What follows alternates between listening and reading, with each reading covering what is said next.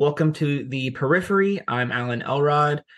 Our guest today is Dr. Kevin Vallier. He is an associate professor of philosophy at Bowling Green State University in Ohio.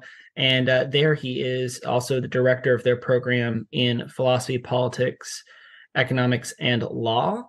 He is also part of the Center for Social Norms and Behavioral Dynamics at Penn.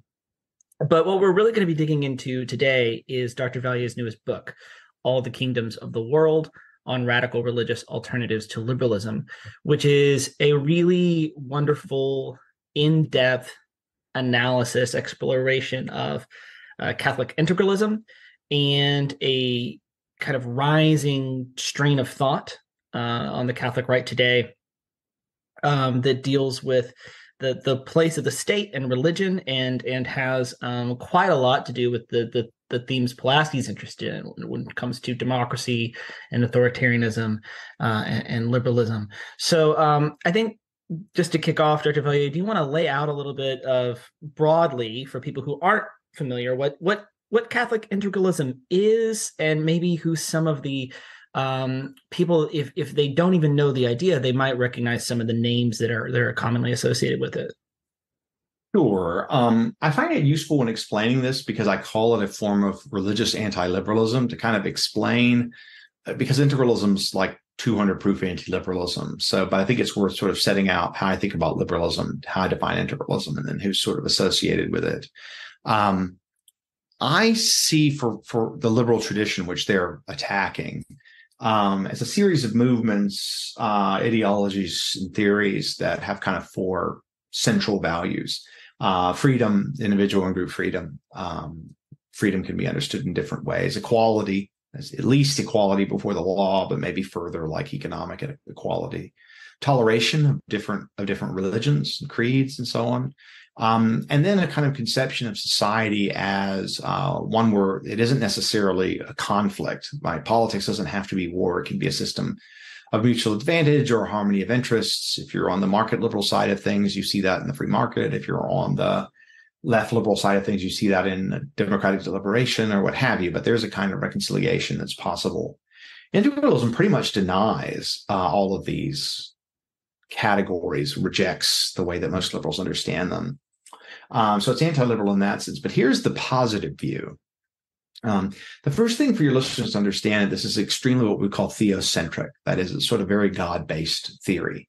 And I define integralism in terms of three conditions, two of which actually many Christians, Muslims, and Jews could accept. But the third condition is what makes it really radical and striking. So the first view is that God has somehow ordained the state to look after the common good of its members. So that doesn't necessarily mean divine right of kings or anything. God might authorize the people to choose their own leaders in accordance with the constitution that they chose. This isn't strictly speaking incompatible with democracy, but whatever it is, it's not that the sovereignty begins with the people. It has to come from God originally. But I think that's not hard to explain. The second one is even easier to explain. It's that God authorizes an ecclesiastical body, a body of clerics or what have you, to govern the church or the community of Muslims or something like that, in accordance with their eternal good. And it's what the sort of the good is in this life and the next. In Catholicism, this is, of course, God authorizing the rule of the Pope and his bishops, who are responsible for the spiritual good of their members and to try to bring in more people through the Great Commission, or that is some kind of proselytization. These are things that many, at least 1 billion people I can see just being like, oh, no, that's true. It's this third condition that really changes things. Integralism arises in the medieval period where the intertwining between church and state is very, very deep, and is very, even at that time, very old. And so the question is not about church-state separation, which had not really even dawned on them. It was rather how the state and the church should be structured with respect to each other. How should they share power? And there were people who thought that the king had tremendous religious and spiritual power. If you're looking in the early Middle Ages, say with Charlemagne, for instance, thought he could call his own church council, the Council of Frankfurt that rejected icons. But the Catholic Church, particularly in the High Middle Ages, is concerned to laicize kings, that is, to deprive them of all spiritual authority. So the church is already seeing itself as its own independent institution. It's not governed at all by the monarchy, and is having a superior goal. That is, it's concerned with people's eternal fate and not just their temporal fate. So the church has the nobler end. And what that means concretely is that the church can call on the state to serve its spiritual agenda in certain cases. God does authorize the state directly, say to take care of agriculture or healthcare, but sometimes what the state does impinges on what the church does. So the church can direct the state, say, to help it control heretics or to help it ban certain kinds of communication or to restrict certain kinds of speech that are deemed threats to the faithful. So the church it's not theocracy in the sense that clerics, priests or what have you, are the boss of everything. Rather, the sovereignty it's kind of indirect. So the state can call on the church in certain cases. This was classically called the indirect power of the Pope. I call it indirect supernatural sovereignty. That is, the church has an indirect sovereignty in supernatural matters. And so integralism, very briefly then, is three claims: that the divine authorization of the state, the divine authorization of the church, and then the indirect sovereignty of the church. And the result of that ends up being that, there's not a robust doctrine of religious freedom, counter-liberalism. There's not a robust doctrine of the equality of all persons as there is in liberalism. There's certainly not a doctrine of widespread toleration like there is in liberalism. And there tends to be a pretty sort of Christian, classical Christian perspective on there being a kind of war between the church and Satan. But they politicize it. So it's not just something that Christians accept today, but it's something that has political implications. The state isn't ruled isn't sanctified by the church. It's going to be run by the other side. So when I say integralism, it's 200 proof anti-liberalism. It sort of rejects all the main liberal claims, but that's its positive view. It's those three theses: the double divine authorization, and then the partial subordination of church to state, or state to church. I think it's really. Oh yes, and the prominent figures. I'm sorry. Oh yeah. So a lot of these folks were somewhat prominent before they got interested in this. So one key figure is the Harvard law professor Adrian Vermeule, who was well known in the field of administrative law in the U.S. For a long time, until his conversion to Catholicism around 2016, and his joining up with the Integralist movement that existed and coming to lead it in time. There's Sohrab Ahmari, who was an Iranian immigrant who has been on the right in various different respects for a long time, but converted to Catholicism, and then a few years later got involved with the Integralists. And while he's distanced himself from the term to some degree, he's still kind of been as thick as thieves with the main figures. There's also Patrick Deneen, who was actually not an Integralist, but I think has recently adopted the view in the last 3 or 4 years. So those are all figures that you're most likely to have heard of: Vermeule, Ahmari, and Deneen, kind of the main ones.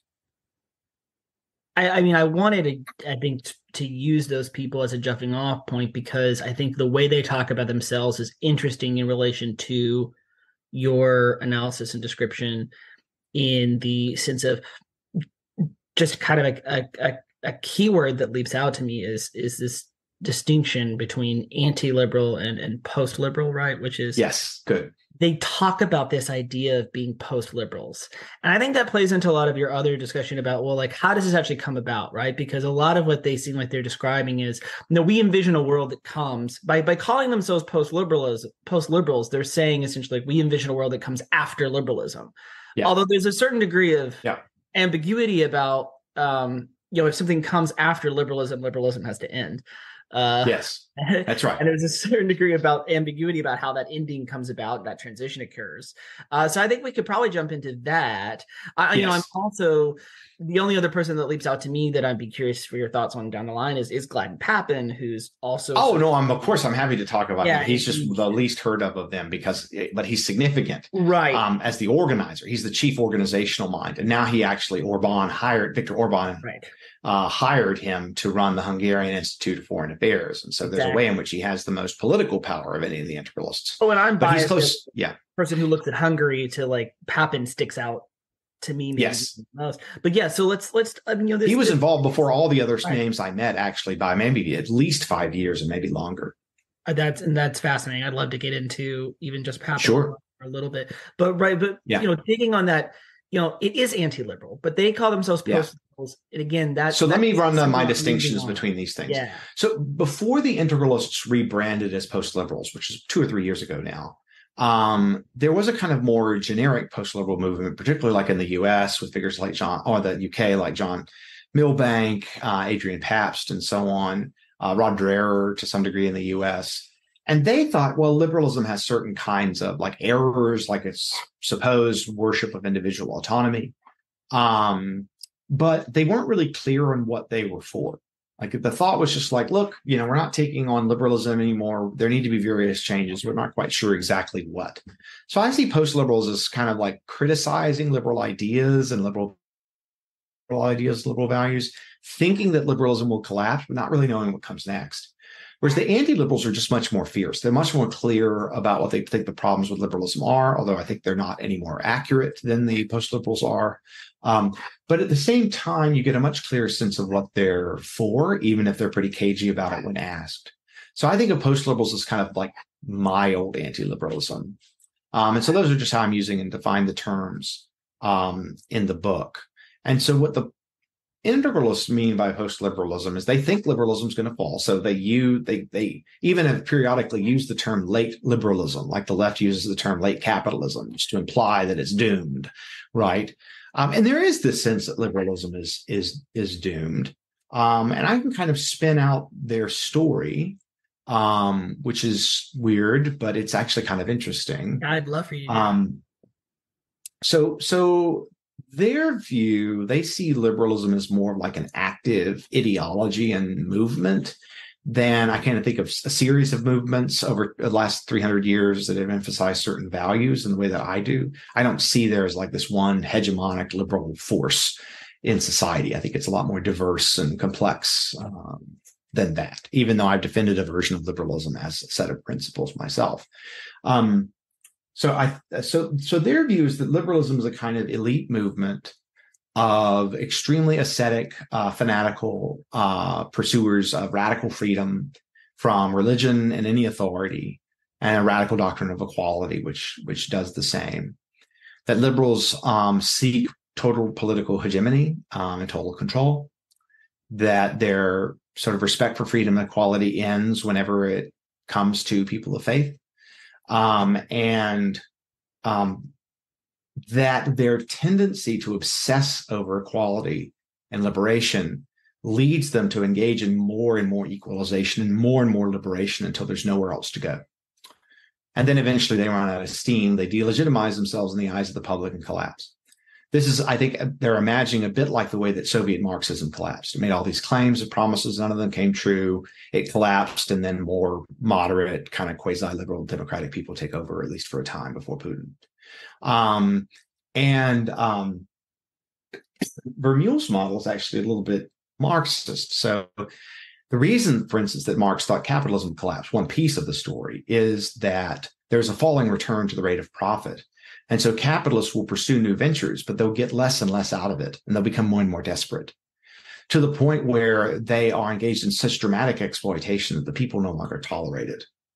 And then just overthrow things and form the dictatorship of the proletariat. In the same way that I think Vermeule thinks eventually the folk are going to get tired of all of these constant browbeating, these liberations, these equalizations that go against their good sense, and liberalism will collapse. And as long as the integralists are involved in a kind of self-conscious sect that is training people for positions of power, that when liberalism vacates the modern state, because just like the Russian state didn't die after Marxism, it was ideologically vacated and became subject to new ideological colonization. They're imagining the same things say happening in the United States. Liberalism collapses, modern state does not collapse, and then if they're ready and careful, then they can co-opt the modern state. So that's kind of what they're imagining in terms of collapse. I think this is really where maybe, my own region I've grown up in and my own natural background, and even just maybe how Americans, when they think about some of these themes, might more commonly react, which is so interesting to me because I think a lot of times, especially in the national conversation, but also if I grew up in the evangelical South, Yeah, uh, people think about Christian nationalism. It's very much an evangelical Protestant phenomenon.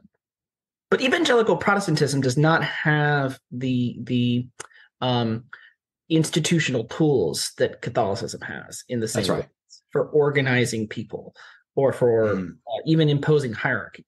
So I'm really interested in, okay, something sweeps in. What is that? What is that process? What is that the actual integration of integralism? What is that moment? Yeah, I mean, Christian nationalism is kind of weird because it was the left talking about it, and then some people among evangelicals and like reformed theologians who were in evangelicals, broadly speaking, saying, "Oh, look, let's put some meat on the bones of this thing the left hates." So, like Stephen Wolf's The Case for Christian Nationalism, like I think is basically that. Like it's basically like, "Lo, Christian nationalism is based actually. So what does it have to say? And really it's stitching together a number of elements of practices in the United States that existed back before the colonies. So it's actually not crazily foreign from the American situation like Catholic integralism is. So at one point, there's just like the public recognition of the true religion, particularly in recognizing the truth of theism. But also kind of recognizing Christianity as true, even though the federal government didn't really do that.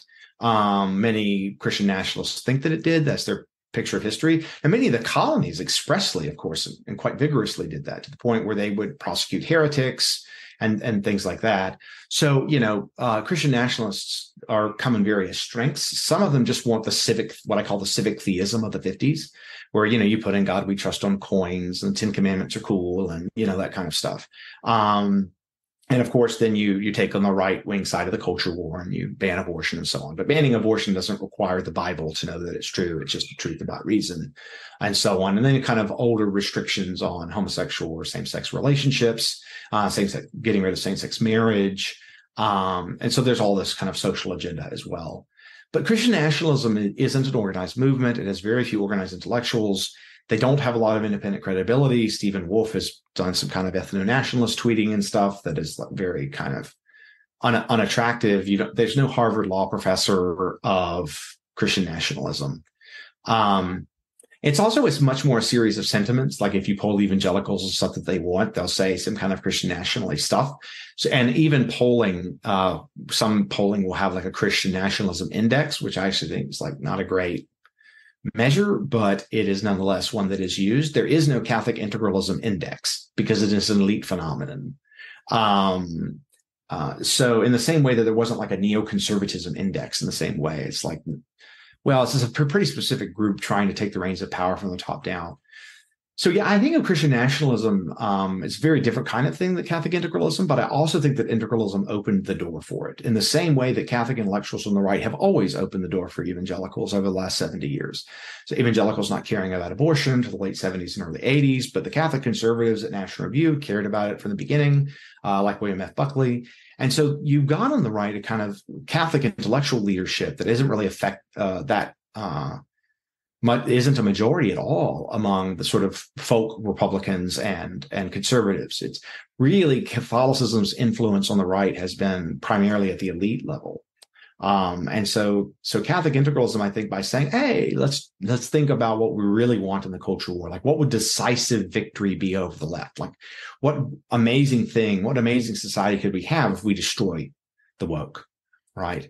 Then they're kind of imagining, what they think the best regime would be. But the Christian nationalist sentiment is much broader, but it's also much less specific and well organized. But I think there is a connection between the two movements, as I've tried to outline. Well, let's talk about one of those elites who somewhat fascinates me. Let's talk a little bit more about Gladden Pappin, if you want to. Good. Most people don't want to do that, but yeah, let's do it. Yeah. If you want to give the sketch a little bit about Gladden Pappin and what he Yes. So he's a Harvard trained political theorist. He was a student of Harvey Mansfield's. He's my age, so he's 40 or so. I think he's almost exactly my age. And he's been a very traditionalist Catholic for a very long time. He was even defending, I believe, anti-sodomy laws in college. So he's been quite conservative. I could be wrong about that. I'm pretty sure.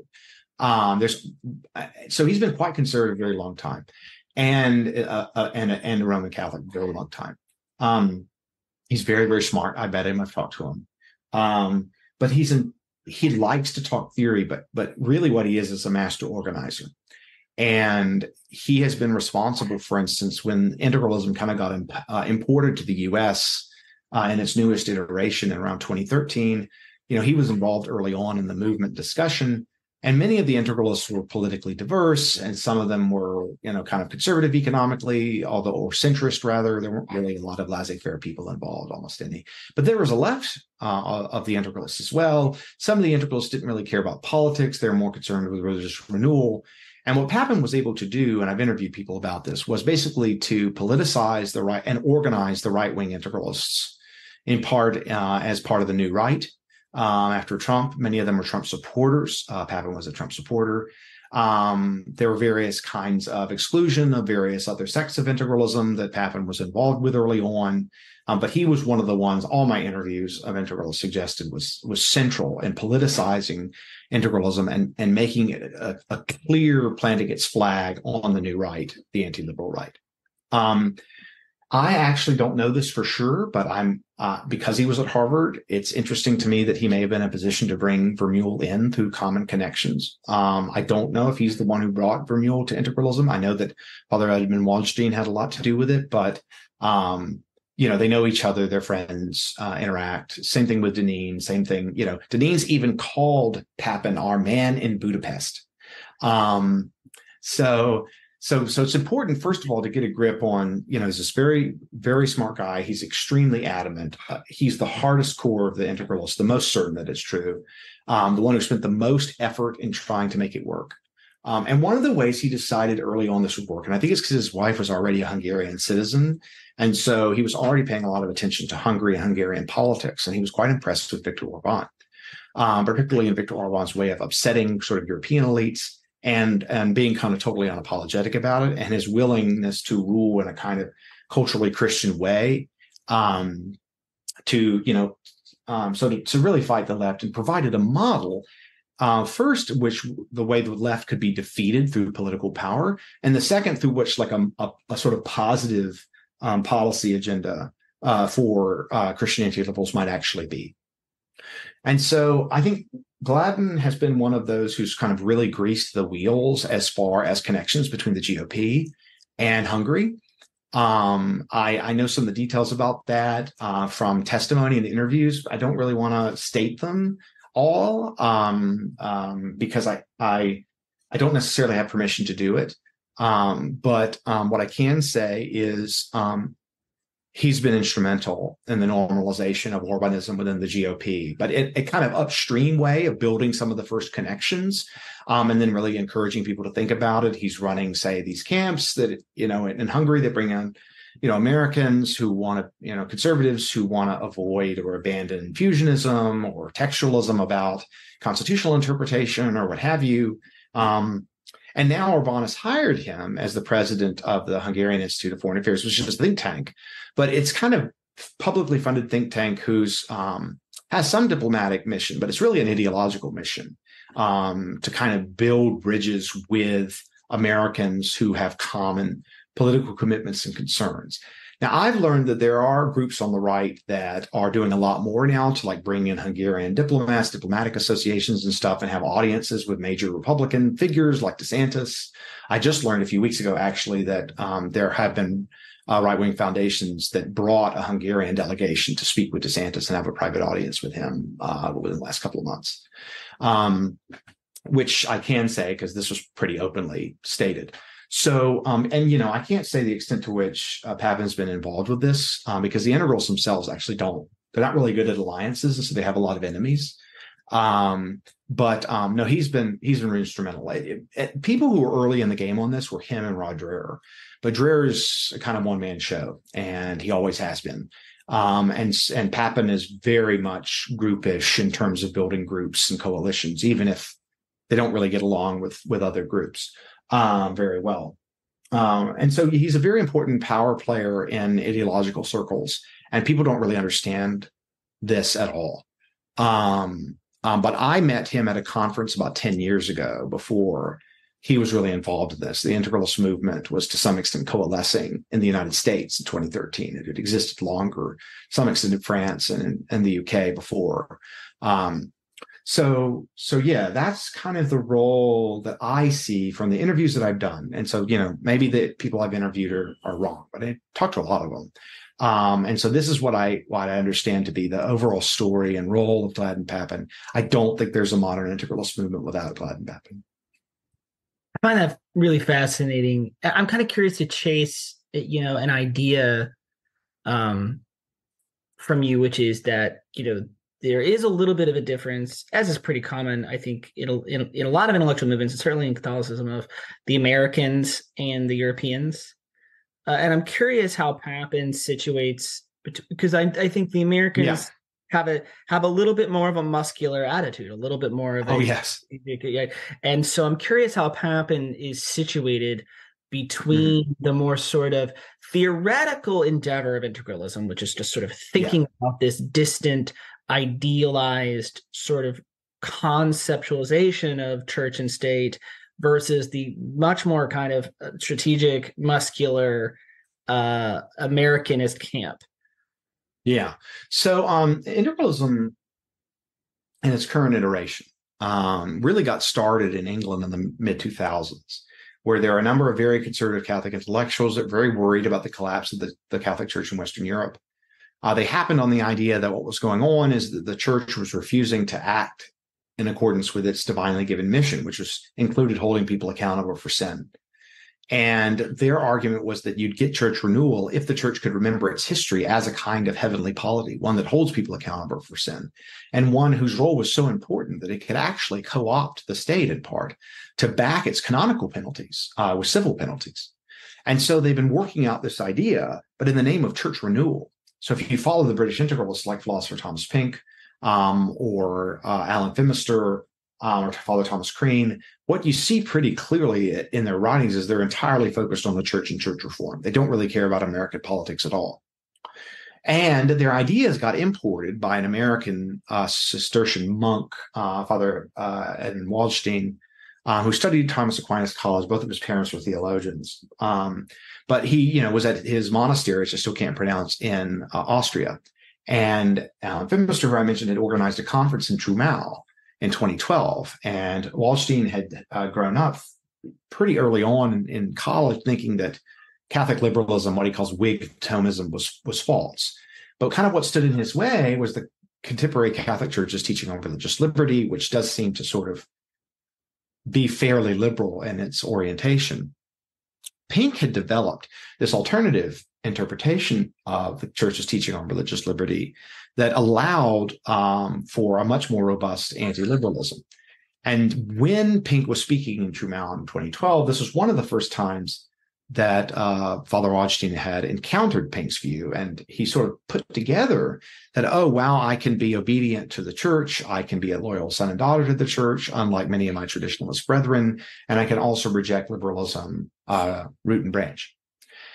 So he starts to build sort of social media groups, interacting with people he'd known from college, them having connections with young Catholic intellectuals that, been trained in the Ivy League. There's two of them one of them that you will definitely have heard of, but I'm not in a position to reveal who they are because they were on the left and they kind of got pushed out, in part by Pappin, and now don't consider themselves integralists anymore. And so when Pater Edmund, as he's often called, sort of started to import the ideas in a Facebook group and ultimately a Slack and Twitter, that's when things really got going in the U.S. But this was before Vermeulen or Amari were even Catholic, much less integralist. And so, early on, Pater Edmund and the blog that started in 2014, the Josiahs, which were working out a lot of the ideas at a pretty high level, and they were very interested in the theory. And early on, I think this is one of the things that drew Pappin, because, I mean, Pappin's very, very smart and knows a lot of these details. I think initially he was attracted to it, not for organizational reasons, but for reasons of religious conviction and intellectual interest. But I think he began to think that, wow, this view really does have a lot of answers to contemporary issues. And I think once Trump got elected, it became clear that this was the time to move. And I think, Pater Edmund was so busy with his duties as a Cistercian monk. Being a Cistercian is pretty demanding in terms of your daily duties. And he's all the way in Austria. He's also like a very, Pater Edmund is like a very, very like kind person. And I also think, like, I hope he won't mind me saying this, but like kind of politically naive, in a way, in the sense that, I think he thinks like most people tend to mean pretty well. And I think when some of the more toxic stuff was developing, I just don't think he really saw it. I don't think this was any part of his intention. But yeah, when it started to get pretty reactionary and authoritarian, like at the Josiahs or with the pro-Trump stuff or bringing all these new personalities in for Twitter, I think things got away from him to some extent. The sort of religious conviction part of integralism became less important than the American political project. And so by 2017, 2018, a lot of the religiosity has been eclipsed, but particularly by 2020, a lot of it has been eclipsed. And so, but the British integralists have been kind of left to the wayside, and for a variety of interesting reasons. But one is that they were so interested in spiritual reform that they were prepared to really criticize Pope Francis a lot. And the American integralists didn't want to do that. They felt it was impious and insubordinate. And I also think they thought it wasn't going to be strategically successful to criticize the hierarchy because they'd watch other traditionalists do that to no effect. And they didn't want their political movement to be condemned by the hierarchy, because the last French integralist movement, Action Française, had been condemned by Pope Pius XI in 1924, almost exactly 100 years ago, which was very devastating for it. And I think they also don't want to get condemned. Because I think they can succeed as well as that is. And I also know that Pappin thinks, much like Father Waldsteiner thought, that being too critical of the hierarchy is impious, and that there should be a tendency to defend the hierarchy and not to reflexively criticize them, but to reflexively defend them, and also to defend their privacy. So there's a really fascinating event a few years ago on Twitter where The Pillar, a sort of Catholic conservative magazine, exposed that the secretary of the U.S. Council of Catholic Bishops, I think had been on Grindr or whatever on his phone, and Father James Martin, who's very much a figure on the American Catholic left, and Pappin and Vermeulen kind of teamed up to attack The Pillar, but for very different reasons. I mean, Father Martin was like, don't expose, people's private struggles. But I think for Pappin and Vermeulen, that's insubordination, is to reveal that stuff. To embarrass the hierarchy is gravely sinful. It's a big problem. And so they'll even block people left and right, Catholics that they think are insufficiently subordinate, insufficiently obedient to the church. I'm curious, in all this as well, you mentioned, kind of sticking with this American-European difference, Pappin having been fond of Trump. And also he did this little, I don't want to, provocation diminishes some of what it really was, but this Journal of American Greatness thing that was briefly at the beginning of the sort of Trump moment. But I'm curious, if one, you could talk a little about that, but also how do the integralists elsewhere relate to the other figures in national politics and other places that have come to be, and granted, they are different from Trump, but have come to be associated with this moment, your Le Pens and your Meloni's and obviously there's a lot of affection for Orban. In other places, what is the relationship like between the integralists and some of these figures? Well, integralism isn't really very, very much of a phenomenon outside the United States and England, at least in terms of public figures. I have talked to some Dutch classical liberals that are pretty young, that are in contact with other people in kind of ideological circles in Europe. And they do say that there are some continental integralists, but none of them, as far as I know, have really made their mark in terms of being public in their advocacy. So almost everyone you're going to hear about is either British or American, or in Amari's case, Iranian American. So that's just kind of the situation. The Americans and English do tend to welcome certain kinds of populist movements, but also recognize how fickle they can be. I mean, Maloney has not really governed as a populist. She's been much more of a normie kind of Italian conservative than you might have thought from her rhetoric, particularly her opposition to Putin. I mean, one of the things that marks out the new right is this unwillingness to be hostile to Putin and kind of like cagey criticism of Ukraine and stuff. And she's not really fooled with that at all. So the integralists, have really focused on Orban. He's the one. I mean, they tried to make some outreach to Poland, but it's really with Orban. They have the personal audiences, they get the funding from, they get the jobs from, and so on.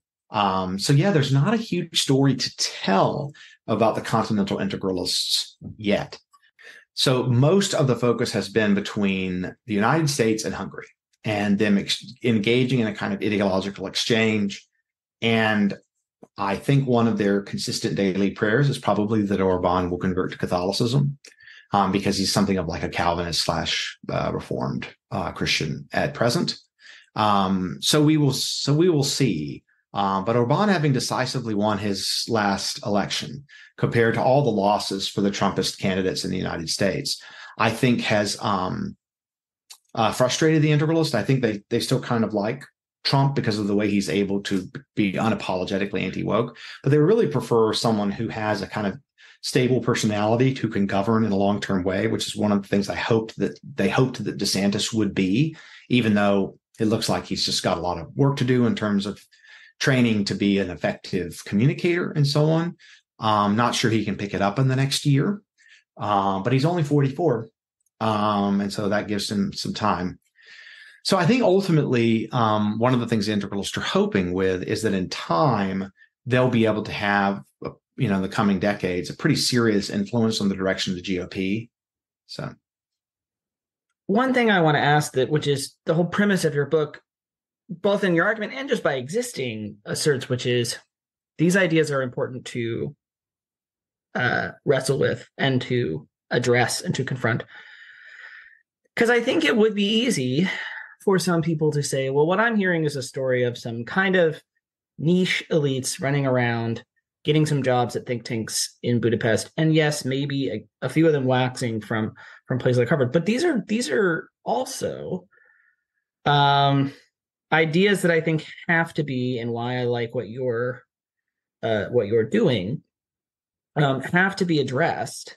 And that there is the question, okay, of what it would look like if this could happen practically. And I think our conversation up to this point has clearly laid out how it would be authoritarian and anti-liberal and not particularly good.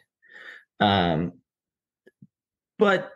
there is also the question of just the ideas being dangerous by themselves, the ideas being corrosive by themselves, the very fact that this kind of project exists, regardless of how close it is to reality, being a challenge that has to be dealt with and talked about for people of faith and for liberals in general. And I'm just interested more in your thoughts in that direction, because, it's not just about the practical sort of, can a group of people impose this system? It's that the ideas themselves are bad and dangerous. Yes. Yeah. So, I mean, one of the things that happens, I think, in the United States is that the Catholic right really does exert intellectual influence over the right as a whole. And so what happens at the top on the right intellectually filters down. And this is something the integralists know very well. It's one of the reasons that Vermeulen wrote his book, Common Good Constitutionalism, in order to provide a sort of alternative to sort of limited government conservatism, which he thinks is a hopeless failure and ultimately a heretical doctrine.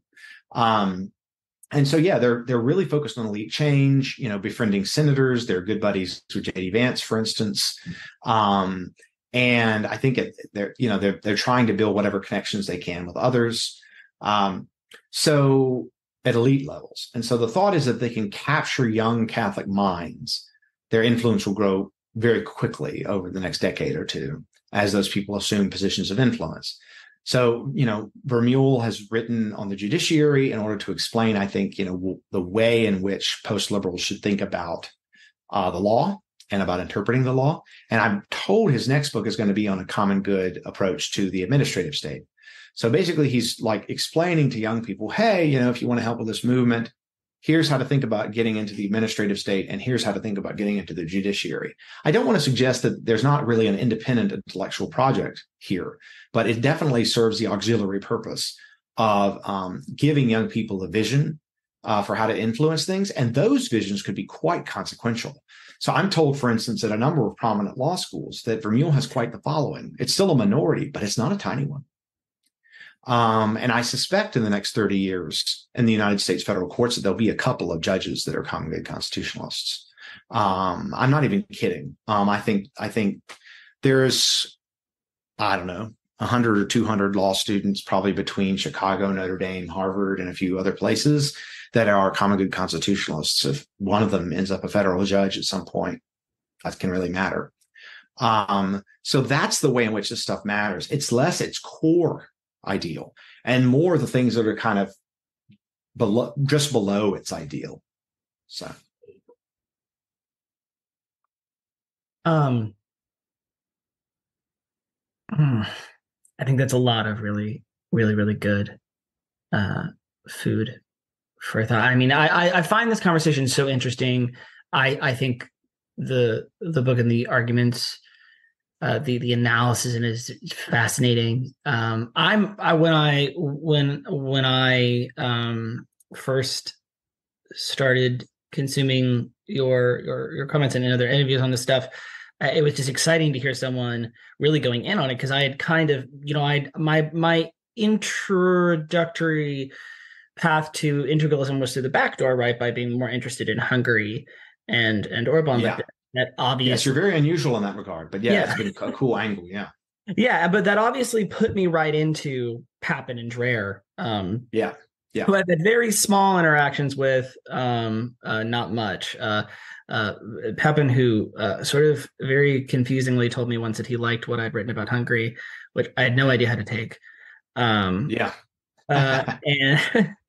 and Dreher being much more sort of not particularly fond at all. But so not apologies to spring it, but this is the way we like to as a fun way in conversations, which is as a nod to our title of the show, The Periphery, and our kind of affection for heartland areas. We like to ask people, it can be where you are now, it can be some other place you were another time, but somewhere, and you're in Ohio now, off the beaten path, that if someone were to come to your place, whether it's a museum or a state park or just a food or history museum experience, that you would say, hey, if you happen to be coming through, if you're coming through Bowling Green State to give a talk or go to a conference, and then you have a few extra hours, what should you do? What should they do? The Toledo Art Museum. So one of the things that's important about this area of the country is that it's, post-industrial parts of Northwest Ohio and in Michigan. And back in the day, when particularly after World War II, it's a central place for automobile manufacturing in a way that employed tons and tons and tons and tons of people, made a lot of people very rich, and led them to establish a lot of really nice places, places to visit. I think the Toledo Zoo is actually surprisingly good. But the Toledo Art Museum, and then there's a variety of places in Detroit, are really, really nice things. Particularly, I would say actually, Detroit's Art Museum, I forget its name, is world class. So, and Detroit's about an hour north. So, I think, Bowling Green is a college town of, 15 to 30,000 people, depending on what time of year it is. There's, we have like a nice nature trail that I really like that's near my house, but there's not a crazy amount to do. But Toledo is just 20 minutes north of us. So. I appreciate that recommendation. My only knowledge at the moment of Toledo specifically is from being a fan of AP Bio, which and Ah, Toledo. Uh, yeah. but thank you so much, Dr. Kevin Vallier. The book is All the Kingdoms of the World on Radical Religious Alternatives to Liberalism, and Dr. Vallier is at Bowling Green State, and it was a pleasure to chat with you. Yeah. Thank you so much for having me on. The Periphery is a production of the Pulaski Institution. I've been your host, Alan Elrod. Our music was written, recorded, and produced by Brandon Ragsdale and Cody Smith. Thank you for coming, and please join us next time.